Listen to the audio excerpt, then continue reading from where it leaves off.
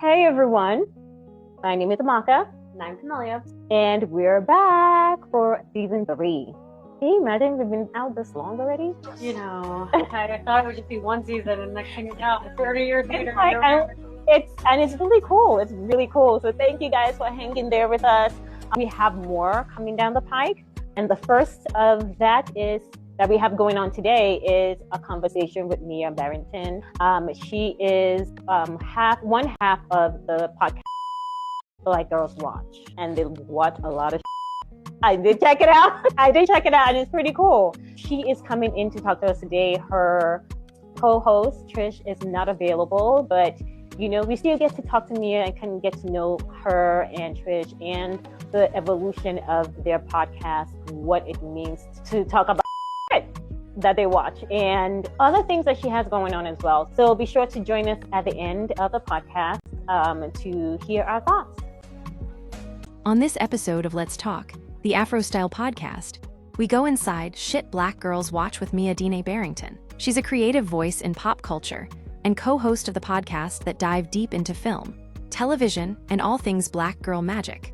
From cultural commentary to must-watch entertainment moments, Meah brings passion, humor, and perspective that resonates with listeners everywhere. Stay tuned as we sit down for an unfiltered conversation about storytelling and representation. Enjoy the show. We're in Pasadena, Los Angeles, California. Oh, okay, yeah. She did say you guys were on the West Coast. So. Yeah, so thank you. She reached out to us to interview you, so we checked it out and we thought, it's actually pretty cool because it seems like we might as well just get started. So, thank you to you and your team for reaching out, and I appreciate the interest in the magazine and agreeing to do the podcast. So just to get things started, your podcast is called Sht Black Girls Watch. What prompted you to come up with that name and start this journey of podcasting? Yeah, I feel like we wanted something really catchy. There are so many podcasts out, and it's like, what's going to attract someone's attention? And so it was, do you guys remember the era of like videos where it was like, what Black girls say? Or was it like what Black girls say or like what Black girls do? It was like they would go through the races. Yeah. And so I was like, well, why don't we do like what Sht Black Girls Watch? So it kind of just stuck that way. And when it came to like actually making the podcast, me and my best friend, I just feel like we have the best conversations. I feel like it's probably like that with any bestie, Mm-hmm. And I would secretly like record our conversations just to like laugh at them later. Like secretly? Okay. Because sometimes like you say things and you're like, dang, what did I say earlier? What were we talking about? And I could never remember. So I secretly started recording conversations and Trish caught on. And then she was just like, this is funny. Like, we should actually record this. It took several years to convince her to do a podcast. So that's how it kind of started. Oh, wow. And so far, what has the response been to your podcast?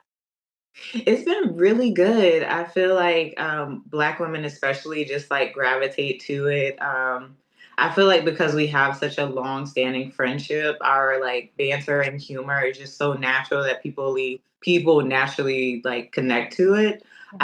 So we've gotten a lot of like traction early on where a lot of the people that follow us or tune in, we haven't even like promoted it to them. It's kind of like a word of mouth thing, or they'll just happen to find it online. Yeah.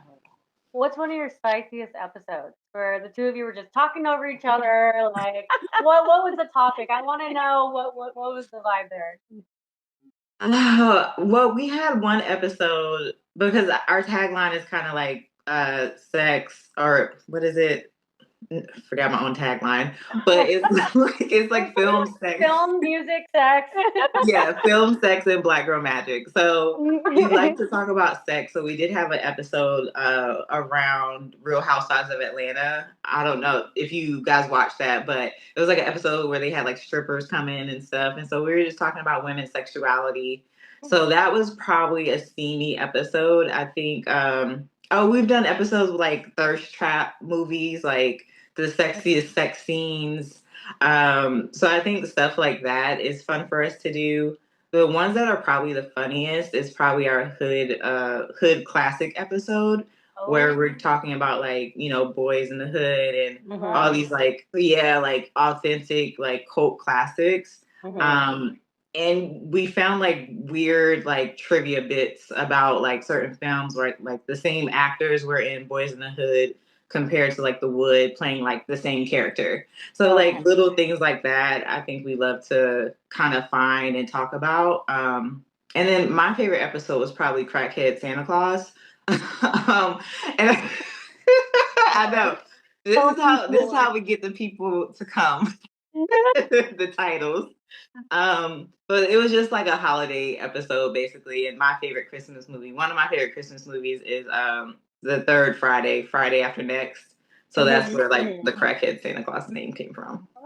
So you're pretty much, obviously, you're ingrained in pop culture. You are trying to really speak to a niche that is out there. But what would you say separates your podcast, your style from others? Because like you said, there's just so many podcasts out there, ours being one of them. We're more of the newer one, but what separates you guys from what you see out there? Yeah, I think the fact that, Trish is, at this point, she's a doctor. She just got her doctorate. So she's really good. Yeah, she's really good at research. And I just really love history, film history, Black history. So I think we go really in depth when it comes to like our topics, like regardless if it's like a funny topic, like we just did an episode on our favorite buddy comedies. And one of the films was Rush Hour. And like, it was a crazy fact that, do you guys know the website Rotten Tomatoes? Yeah. So Rotten Tomatoes. Oh yeah.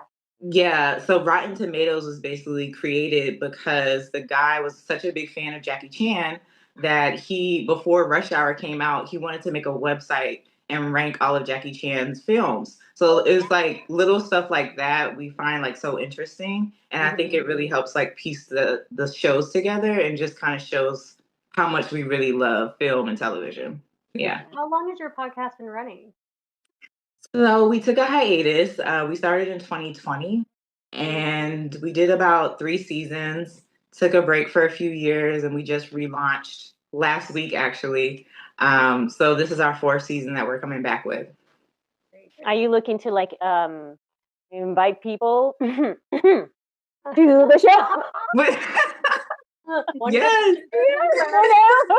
No, but are you looking to explore guests of the show? Or are you strictly focused on commentary? No, I think we are definitely interested in like bringing guests on. I think we built a strong foundation because it was just the two of us, but I think people want to see other people talk. They want to hear other conversations. So we're definitely open to bringing on guests. And you guys would be great. We could have a whole fashion film episode. Like we could go really in depth on some stuff. Yeah. Wow, you're wonderful. Who would have thought? So was this like an idea birth during the COVID era? Like, were you two just like, man, were you able to be near each other at the time, or you're like, we're Zooming, we might as well start recording? Yeah, we lived together for a good, I think like 5 years. So like it was kind of like we're just at the house anyways. Like I'm already secretly recording us. So why don't we make a podcast? And yeah, that's how it started. So let's kind of rewind it back a bit. I know we kind of started forward, but let's bring it back a little bit. You have been in journalism, or you are a journalist currently, right? Yeah, I consider myself a creative producer, but my background started in journalism. And I transitioned into like being a videographer and an editor and doing all the things, working on sets. And I eventually landed at Condé Nast. I worked for Glamour and Allure magazine for about 4 years. Yeah, so I really love that work. I worked on their YouTube channel, helping pitch really amazing beauty concepts. Some of the shows are still on their channel today, and helped them with their social media. And then I kind of transitioned out of that about 2 years ago to kind of just do my own thing. And so I'm building my own brand, Sht Black Girls Watch. And then I have another company called the Real Noir Network, where I was going to ask you about that too. Yeah, we want to know about that. Yeah, what is that? Yeah. Like, what? Well, I've always just been infatuated with film and TV, and I've always been interested in how our real life stories affect film and how they create amazing stories. So I just really wanted to, like, I created the website to be kind of like a spotlight for Black indie filmmakers. And it's kind of just evolved into like a resource, giving them resources on how to navigate the industry, teaching them things I didn't know when I first started. And then we eventually started doing workshops, and we have a podcast, and it's like grown to events and networking events. So it's really been really amazing. I've been doing it. It's been a while. I would say at least like 7 years. The way you kind of pause and like, I'm not going to give my age, but it's been so many years. Yeah. That's pretty cool. Mm-hmm. So yeah, I'm in the world of like creative producing. I just love putting out ideas and helping to execute them. Yeah. So having worked with Allure Glamour magazine and you've seen the behind the scenes, what is it that you're taking from working there? What have you brought, and what have you, whatever, sorry, let me repeat that. What is it that you got from there that you brought over to what you're doing now? What do you see that they're doing that you don't see, Black platforms doing that they should take advantage of or they should start doing?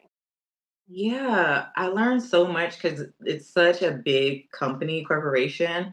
And it's interesting being able to see how like, the advertising departments work with this brand, or how they separate the brands. Like Vogue is its own like kingdom versus everything else. So I learned a lot about just how to establish a digital magazine. And then even with me working within the YouTube space, like YouTube in itself is like its own like, system where we all talk about the Instagram algorithms and everything like that, but YouTube has its own very specific algorithm. And so I learned a lot about that, and I took a lot of that to not only work with myself and my brands, but I also work with other business owners, helping them to scale their businesses through YouTube and digital marketing. So I've been able to like take a lot of those skills from Condé Nast and like put them into my own business. Yeah. Thanks for tuning into this episode of Let's Talk, the AfroStyle podcast with Amaka and Camellia. If you're enjoying the conversation, be sure to subscribe to our podcast on Spotify and YouTube for new episodes and exclusive content. Stay updated on the latest news, insights, and behind-the-scenes peeks by following us on social media or emailing us at info@afrostylemag.com. We're always on the lookout for inspiring guests, fresh perspectives, and exciting collaborations. Reach out and let's connect. We'd love to hear from you. Now back to the show. Okay, this is going to be like a tell me, like a little gossip tea kind of thing, because was it yesterday or 2 days ago? I read that Bezos is thinking of purchasing, is it Vogue or Condé Nast? Is that true? I don't know. I have no idea, but that would come on now. You can. I would actually love. A part of me would love to see something like that because of how Amazon Prime is a thing now and how they're really building like great content. And Condé Nast produces films as well. I don't think a lot of people know that, but they actually do produce projects. A lot of it's through like Vanity Fair articles. There used to be an article they made into a documentary or a movie or something like that. Okay. So I could see him wanting to buy Condé Nast to make it a bigger platform. But I also think that I don't think they would ever sell because at this point it's a legacy brand, So it would just be really hard for me to see them sell. And honestly, I don't know. Yeah, I don't know if it would keep its essence if he bought it with his reputation. True. But that's all just me putting stuff out there. I don't know. I heard that. I was reading that, and I had a scowl on my face, like, no. Because in my opinion, I kind of think things have changed. I feel like the Vogue of that we know it to be is not what it is anymore, in my opinion. Yeah. Same, but of course, just being Vogue, being in a little small sector of Vogue, everyone goes crazy. But it's not what it used to be. So now you want to, to have him come and purchase it too. I'm like, oh my God, I think it's over. I think the interest would go out the door completely, in my opinion. So Thank you for the little tea. And I was just kind of curious if you had an idea. I wanted to get your thoughts on it. So, what do you think in terms of representation? You've been behind the scenes, and you're in front of a camera. What do you think? Do you think representation of Black women and women of color has grown for the better, or do you think we still have so many ways to go? We're not even touching the surface yet when it comes to representation. Yeah, I mean, it's always depending on what era we're talking about, right? So, of course, we've come a lot further than, the 60s and 70s when it comes to representation. But I do think there's so much further we can go. And, like, just me working at Condé Nast and just having a little bit of say over the talent that's picked for YouTube videos, like, to me, I felt like I was doing something because it was like, at least I can give a few, Black or Latin women, Asian women, opportunity that they might not have gotten if I wasn't there. Mm-hmm. But how many people are like me that are actually working at these companies is the real question. Mm-hmm.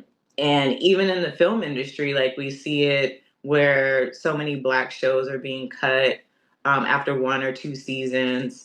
And I think like the statistic is like 6% of showrunners for TV shows are Black, and it's like less than 10% of Black film, or less than 10% of films are ran by like a Black producer, director, or even writer.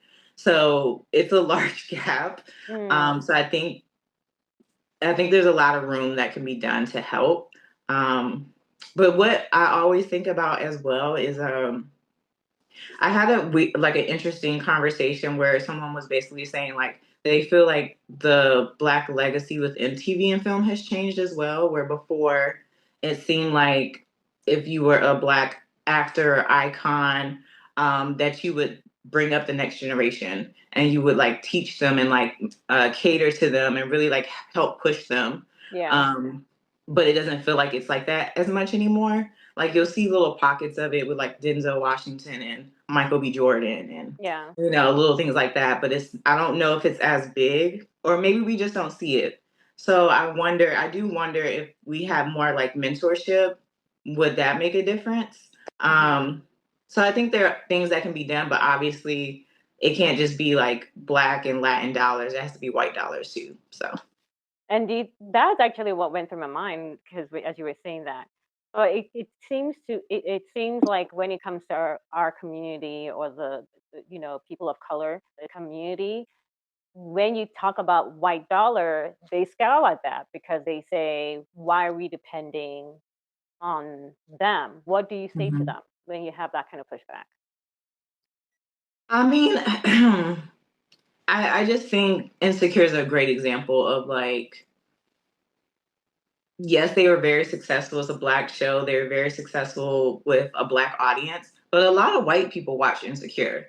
Like I went to work one day and my like white female coworkers were like, I can't wait for Sunday. And I was just like, oh, I didn't even know. Like, so I feel like I feel like we're doing a disservice to ourselves if we're not allowing other people to enjoy our storytelling and our artwork, especially if we keep saying that we don't want to just be a Black filmmaker. We just want to be considered a filmmaker. Yeah, and if that's the case, then green is green, So Yeah, true. I understand, like I support Black businesses all day, Latin businesses, things like that. So I understand us wanting to come together to like bring up each other, but our dollars can only go so far. So I think allyship is really important. Thanks for tuning into this episode of Let's Talk, the AfroStyle podcast with Amaka and Camellia. If you're enjoying the conversation, be sure to subscribe to our podcast on Spotify and YouTube for new episodes and exclusive content. Stay updated on the latest news, insights, and behind-the-scenes peeks by following us on social media or emailing us at info@afrostylemag.com. We're always on the lookout for inspiring guests, fresh perspectives, and exciting collaborations. Reach out and let's connect. We'd love to hear from you. Now back to the show. Yeah. Wow, that's pretty cool. So do you think that your what you're doing, your platform, would be the leader in that? Is that what your goal is? No I feel like pressure. I used to have that goal, like that dream of like being the next own network and stuff like that. Um, But right now, I mean, and I do feel like Sht Black Girls Watch could have really evolved into like a lifestyle brand that starts doing TV productions and films and things like that. Um, so yeah, I think we're a small part of the puzzle, is what I hope will eventually become to be. Um, but yeah, I can't put that much weight on me because then I'll stress myself out. The Virgo in me will stress myself out. So. You already stressed out coming up with topics for every episode. I know for us, it's like, so what are we going to talk about? Yeah, exactly. So you're in your fourth season. Is everything in the can, or you're still recording? Oh my God. Yeah, we're still recording.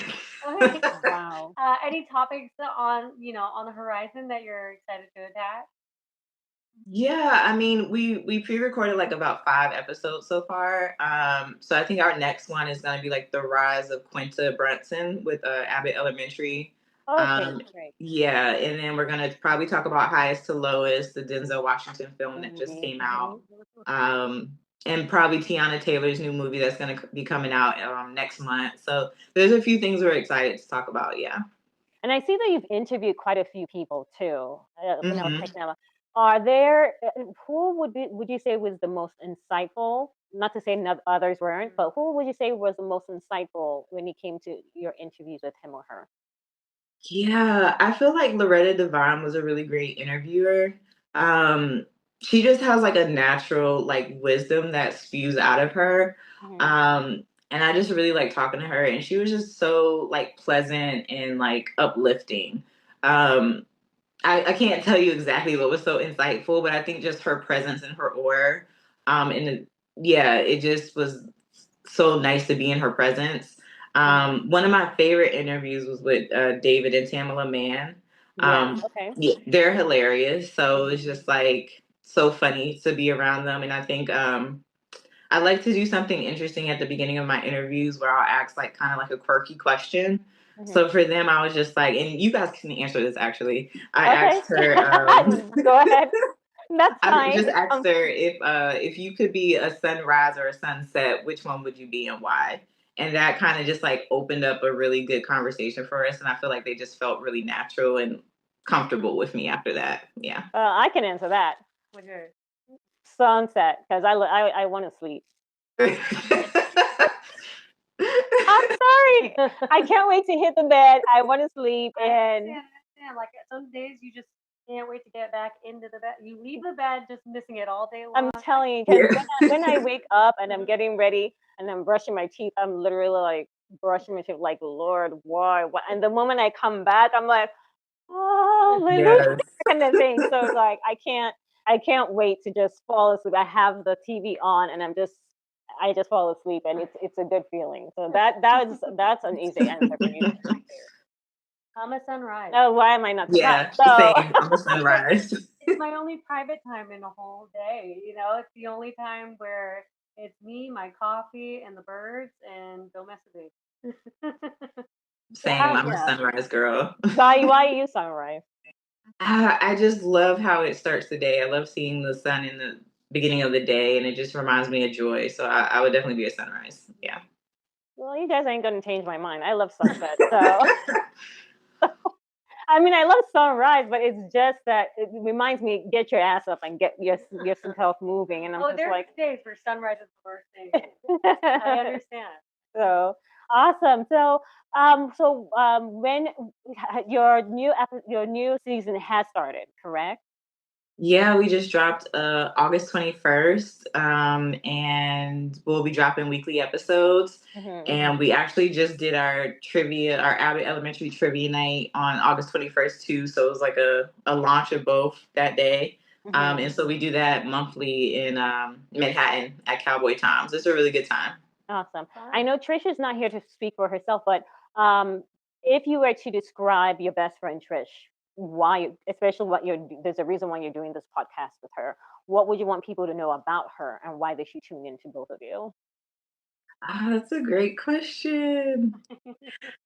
So we've been friends since like middle school. So like, how many years is that? About 20 years, I guess, or more.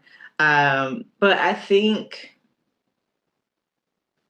she's one of those people that naturally makes people feel comfortable and just people just naturally like want to have a conversation with her. And so I think that's what people will pick up on. It's like, she's funny and she's quirky and she's does not mind to be honest about anything, any topic. We are potty mouth, so just beware. On the podcast, we do cuss a lot, actually.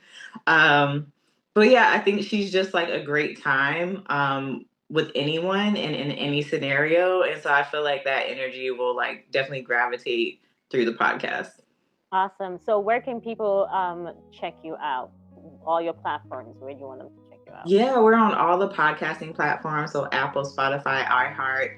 And then we're also on TikTok and Instagram. And you could also follow us on YouTube at Sht Black Girls Watch. All right. Well, thank you so much for joining us. It was really good to get to know you. Tell Trish we said hello. We definitely hoped she would be on the show, but we'll definitely get to talk to her maybe sometime soon in the future. But until then, thank you again. Wishing you the best of luck. And thank you for taking time out of your Saturday to speak to us today. Thank you so much, ladies. And hopefully we can get you on the podcast soon. Yeah. Yes. All right. Thank you so much. Have a good one. Bye. Final thoughts. I thought she was pretty cool. I love that she has a podcast with her bestie. Yeah. Right when I looked at their picture, I was like, chemistry. I can see it. Like they are more than just podcasters together. Like they're really you could. And at the end, when answering the question about Trish, Trish is not there to answer questions, but just when you ask her to tell about her friend, there was this feeling of like how can I describe my best friend kind of feeling, totally. And so I was like, yeah, there's a good reason why they're together. Pretty cool show, and it does make sense. She's the historian, her friend is the researcher. Coming together, they're able to put something interesting that will make people want to watch and not just talk about a show. It's literally, again, kind of going down the rabbit hole to like make people understand why the show is good or not so good kind of thing. And it's educational at the same time, which is pretty cool. But it's also like really organic and really fun. Exactly. Yeah, it was really cool. So yeah, Meah, we'll be waiting for our invitation. Hopefully we get to see you and Trish. So thank you so much for joining us. People, I hope you enjoyed the interview, the conversation. Be sure to check out their platforms, Sht Black Girls Watch. My mom will be like, what the hell? Wash your mouth with soap. Check it out. It's pretty interesting. It's pretty cool. And it's not just, them being potty mouth. It's really also educational and funny at the same time. And also check out other platforms, other things that they have going on, representing the Black girls and women of color as well. Until next time, leave us a message, send us your thoughts, let us know what you want us to talk about, who you'd like us to interview, info@AfroStyleMag.com. And we will see you soon. Bye. Thank you for joining us on this episode of Let's Talk, the AfroStyle podcast with Amaka and Camellia. We hope you enjoyed it. If you missed our episodes, you can catch up on YouTube and Spotify. And be sure to subscribe, comment, and email us at info@AfroStyleMag.com. We'd love to hear from you.